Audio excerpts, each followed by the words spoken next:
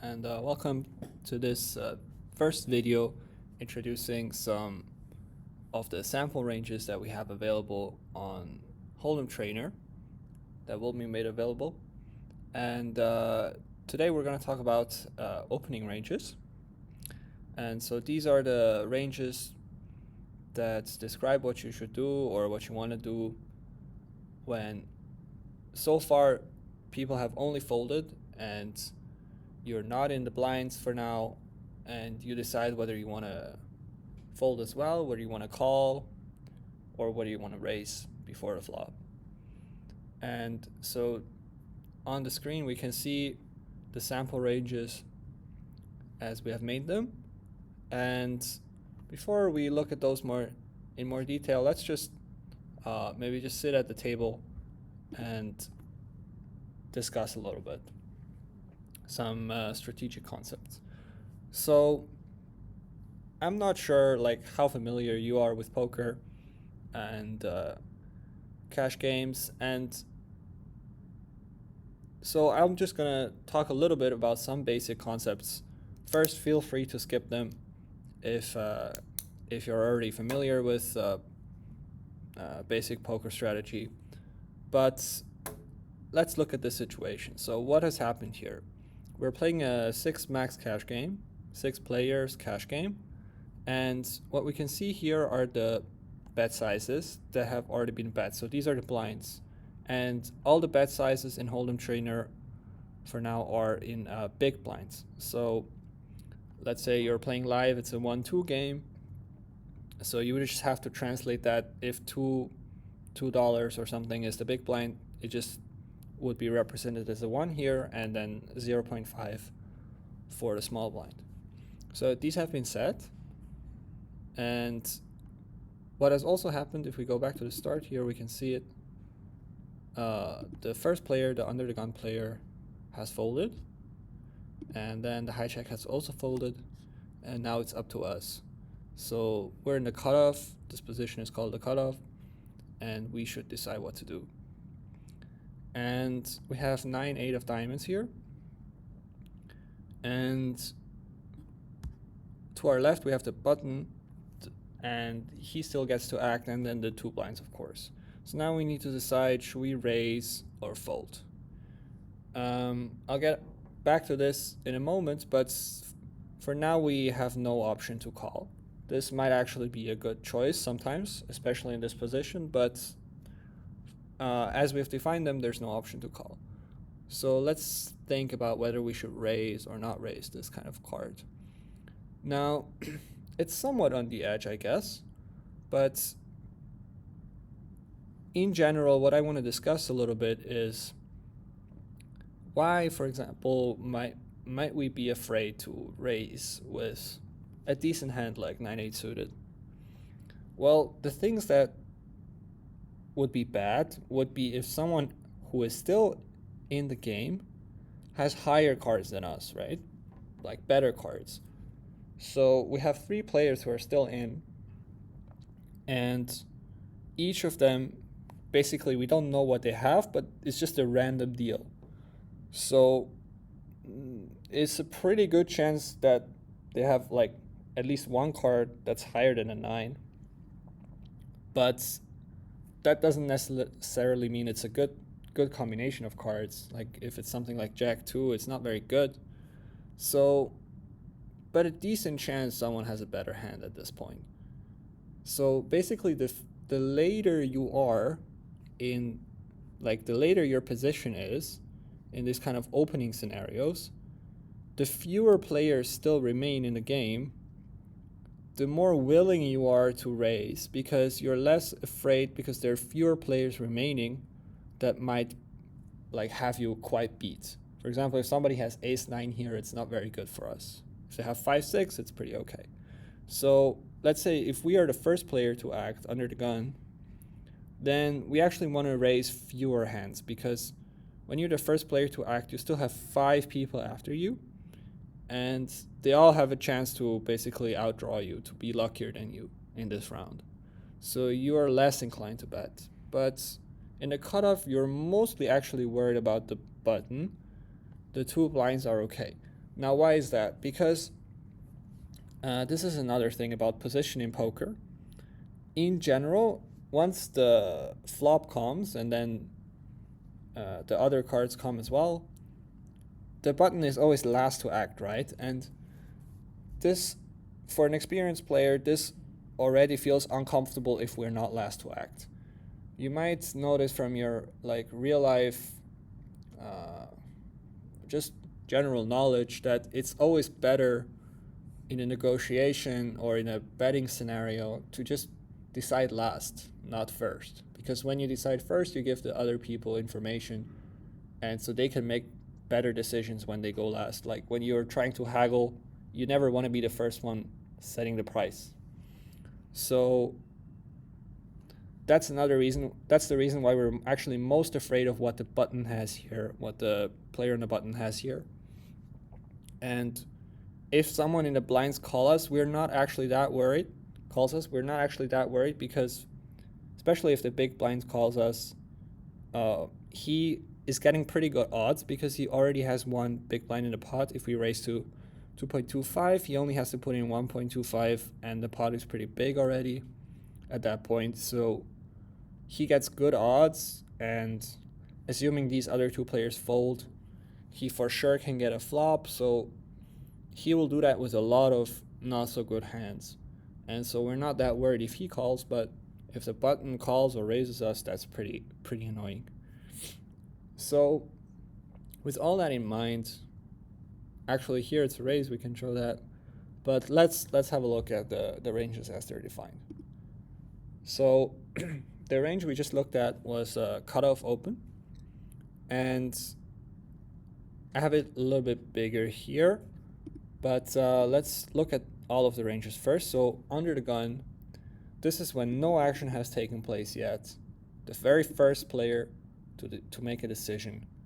We can see here we have the yellow is raise and the blue is fold. And we can see that there's quite a lot of folding going on, and only the stronger hands really are raising. And we have also some percentages here. We see that about 17.8% of all the cards that he might have, he's actually going to raise, and the rest he's just going to fold. So as we go one position further, so if this person folds, the first player folds, then you're the second player, you're actually a bit more willing to raise with weaker hands. So we see that 22% of hands, a little bit more than here, want to open here, want to raise here. And then the one we just looked at, which is the cutoff, even more raising is going on, 27%. And then in the button, when you're actually on the dealer button and you only have to worry about the blinds, you're actually quite liberal. You want to be quite liberal. You want to raise about 42% of the time. Now, these are not perfect ranges. We'll get into that, obviously. But these are the sample ranges we have here. So let's talk about that now. Why? Obviously, these are not perfect ranges. The first thing we need to know is that nobody has ever solved the game entirely. Like, there's a lot of good solvers out there, but especially when you're this early in the game tree, every solver has to make compromises, and nothing is really perfectly solved. Second of all, actually, I've made some effort to keep these simple. And for example, when you're in a cutoff or in the button, sometimes you actually, with some hands, you probably want to call instead of raise, not just fold or raise, because you're getting good odds and you don't mind seeing a flop, and you don't mind not raising there. So maybe on the cutoff or button, you can actually, if you have time, you can include a calling range. And another thing is, when I looked and built these ranges, I also thought about what a typical rake is. So if the house takes 4%, let's say you're playing at the casino or online, and they take 4%, then that actually makes a difference in how you want to play. So these things can also matter, and I mean, many other things matter. Obviously, stack sizes. So here, everyone has 100 big blinds at the start. And what I want to just say is take these sample ranges with a grain of salt. This is just to get you started, something to get you started with, but it's not like anything definitive. You can always work with solvers and find better ranges if you want. But we'll start with these. And let's try to get into some details here. So maybe let's just look at the range we were talking about. So the cutoff range, we have the more detailed view if we open the editor. And what do we notice? So I know it's pretty early still in the Hold'em Trainer journey for you probably, but so it takes some time to get familiar with this grid, but let's try to recap. So we really have 2 times every single combination you can have pre-flop here in the grid. 1 time in gray and 1 time in color. And there's actually 1,326 different combinations of starting hands. And they're all shown here. So in each of these grids, maybe it's worth reiterating. So we have 1 ace and 1 queen, for example, we're in this block. And 1 ace, 1 jack is here, and 1 king, 1 jack is here. So this is king jack, king 10, king 9, and so on. And in each cell, you have 16 different individual squares, and they represent the different suit combinations. So this individual square here is actually, if we zoom in, we see that it's always spade, heart, diamond, club. So the top left corner is king 9 of spades, yeah, and then we have king 9 of hearts, and so on down the diagonal. And these other are just offsuit combinations. Now pre-flop, the only distinguishing feature is whether we have the same suit or not the same suit. It doesn't really matter whether it's heart or spade, right? All the suits are equivalent in poker. So we can only really distinguish between the diagonal and not the diagonal, right? So the suited cards and the offsuit cards. And we also have the pocket pairs. So if we hover over them, they're down the main diagonal. So when you have ace ace, king king, queen queen, and so on. So these are pretty good, right? And so basically, if we're in the cutoff, we're already opening all the pocket pairs, like 2s and 3s and 4s, deuces, 5s, everything. We're just raising it. We're not raising to too much. I'll get back to that later. And we're gonna raise all of them. And also these higher cards, like anything that has a 10 and a 10 or higher, like if both cards are 10 or higher, we're just automatically raising in this position already. Also ace 9 and ace 8, just automatic raises. And let's look at a few of the other ones. We have suited cards that have an 8 or higher are also raised. And also these low ace 7, ace 6, ace 5, ace 4, ace 3, ace 2 suited, and the kings down to 4s. We're raising all those suited cards here as well. Now, what are these cards here? So what we have here, we can also hover on connected and also suited, right? So what we have along this main diagonal here, this side diagonal here are suited connectors. So these are cards that are like 8-9, 7-8, 10-9, Jack 10, and they're also suited, so they have the same suit. And these are great because they provide some variety in your range, and they also like to keep your opponent guessing, so that you don't only have high cards in your range, right? And they also, obviously, they flop really well, so they can make flushes and straights quite easily, or more easily than other types of cards. So these are also favored. So we see that we raise them down to 5-4, and the reason we like to break off at 5-4 and not include 4-3 and 3-2 is because they're not really as good at making straights, these two guys, compared to these ones, because, for example, a 5-4 suited can make straights that start from the ace, like ace to 5, all the way up to straights that start from the 4. So you have 4 different straights using both of these cards, but when you have something like 2-3, you can only make ace through 5 or 2 through 6, so they're not that great. So that's why we usually cut it off around 5-4. And you also have this suited 1-gapper, like 9-7. They also can make quite a few straights, I think 3 different ones, using both cards. And they're still suited, so 9-7 is also quite good. And so that's how we sort of build these ranges. So this is a cutoff opening range, and it's about 27.6%, yeah, of all the possible cards we can have, and these are the ones we want to raise. So let's jump back to have an overview over the other ones. Now, maybe let's see when we're on the button and we don't have anyone to worry about that will have position on us anymore. The only people who can still call or raise us are people in the blinds, right? Only the blinds remain for this range. So we're much more liberal. We're gonna raise like everything 9 and higher, like both cards 9 and higher, all the pairs, all aces that have a 4 at least, and a bunch more, like all the suited connectors again down to 5-4, all the suited gappers down to 6-4, and then a bunch more suited hands, and really only the weakest hands, if they're suited, are always folded.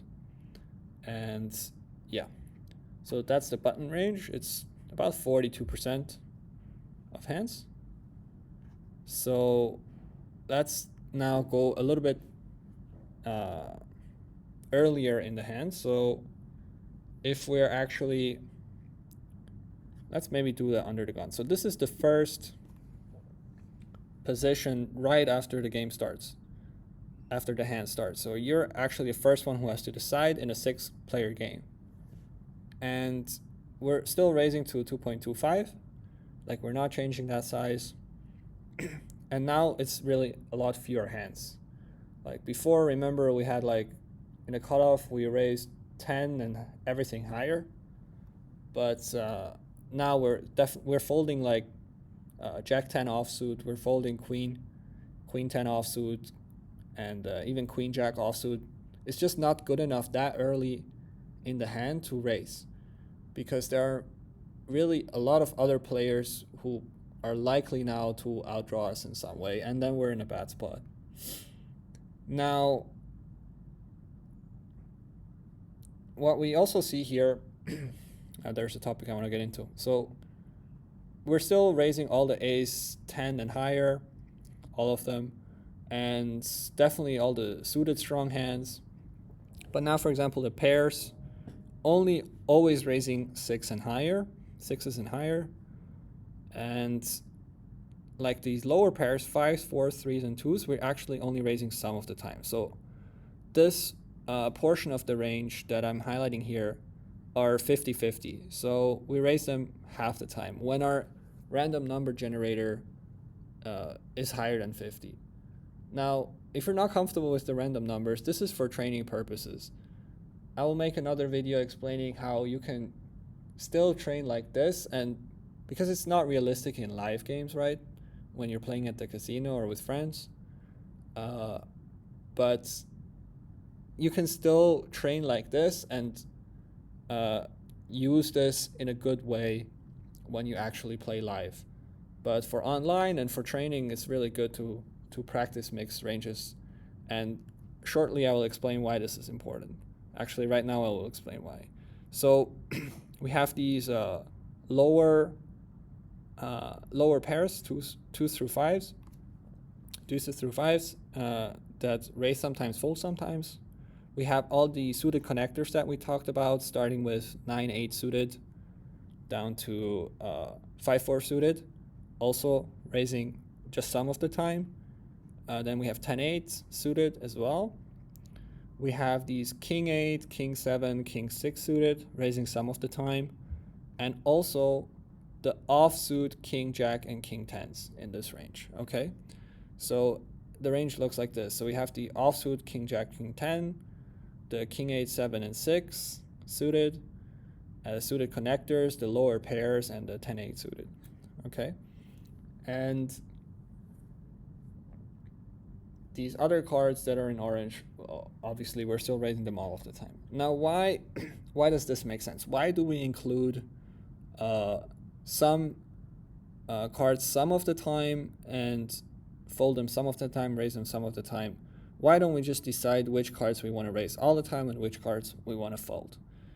So, for example, like we said, we're going to fold like queen jack. It's actually the same reason why we want to do this is why we want to fold queen jack offsuit, even though we're going to keep something like king 6, which is definitely worse. King 6 suited, we're actually raising that sometimes. Now, why do we make such decisions? And it's connected to why we also want to raise with all these pairs some of the time, but not all of the time. So the reason is as follows. First of all, we don't want to, for example, let's talk about the pairs. We don't want to raise all the pairs anymore. Like realistically, we maybe only want to raise 4s and higher. So why don't we just raise, because we're just, of the reasons why we, the reasons that were talked about before, like have a lot of players that come after us. These hands are just not strong enough to justify a raise. So why don't we just, the question would be, why don't we just raise 4s and up and just fold 3s and 2s? Why do we raise 5s, 4s, 3s, and 2s all some of the time? Why like this? And the reason is that we're not on the river yet, right? We're still way before the river. We're pre-flop. And it's still important to balance our range. So this means it's beneficial to us to have some 3s and some 2s overall in our range.